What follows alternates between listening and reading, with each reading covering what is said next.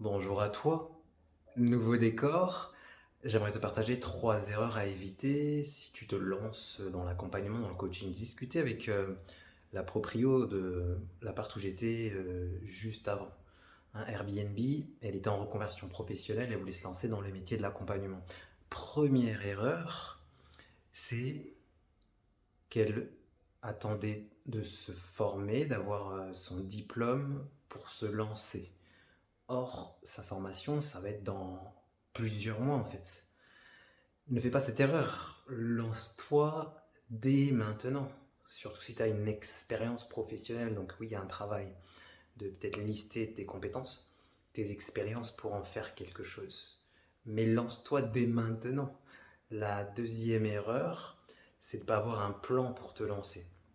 En discutant avec cette personne, et c'est pas que elle, hein, c'est souvent quand je discute avec vous, vous voulez aider tout le monde et travailler en même temps dans le pro, dans le coaching de vie, mais aussi les adolescents, en coaching de réorientation. Bref, ça va dans tous les sens. Et je dis pas qu'il faut avoir juste une seule thématique ou une seule niche. Je dis juste que c'est plus facile d'être focus. Donc ma question c'est par quoi tu as envie de commencer si tu devais lancer un programme d'accompagnement là, maintenant. Si tu devais aider une catégorie de personnes, ça serait quoi? Et après, tu verras bien si ça te plaît, si c'est pour toi, et après, tu vas changer. Troisième erreur, malgré que je lui ai envoyé le lien pour calculer sa charte de design humain, elle n'a pas encore calculé sa charte, mais elle m'a dit qu'elle allait le faire aujourd'hui. On verra. Est-ce que tu as, toi, ta charte de design humain? Si tu l'as pas, tu vas sur mon profil, il y a un lien où tu cliques sous cette vidéo, il y a un lien, tu as juste besoin de ta date de naissance. En fait, de connaître ton énergie, ça va te permettre de comprendre ton style de coach, ton style de coaching, son style d'accompagnant. Moi, je suis générateur d'énergie, je sais ce que j'amène en fait à mes clients juste avec cette information. Je connais mon profil, tu vois, en ce moment on est sur les ateliers, sur les profils et les lignes. J'ai profil 6-3. Je sais ce que le rôle modèle, le 6 apporte, je sais ce que la ligne 3, l'explorateur, apporte dans une séance de coaching, un coaching de groupe, un accompagnement de groupe. Même quand je fais les sons énergétiques, je sais ce que ça fait.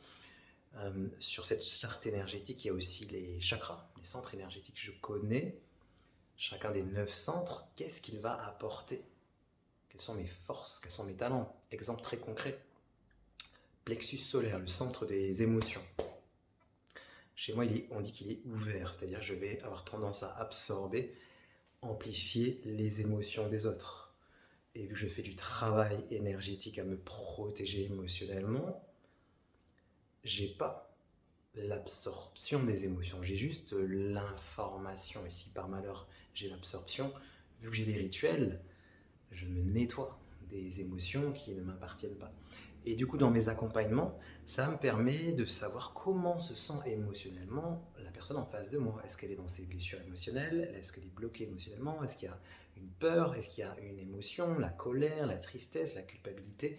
Et ça me permet de pouvoir avoir la bonne information, transmuter, faire circuler l'information et aller sur des émotions plutôt matiques, des émotions positives. Et là, c'est le bonheur. Donc si tu as envie de mieux te connaître, récupère la charte, tu cliques sur le lien en description sur mon profil et commence à te découvrir, à te connaître.